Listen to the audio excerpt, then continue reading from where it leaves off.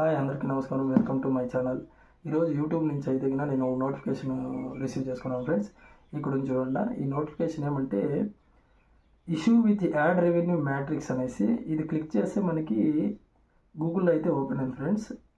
ఇక్కడ వచ్చేసి help centre community creator tips YouTube help లైన్స్లోకి వెళ్ళింది.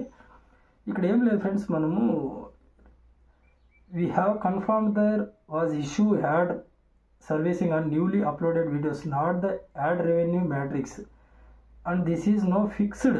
You should be now see the usual level of ad revenue matrix and newly uploaded videos. Lets you know here if you are still having any issue.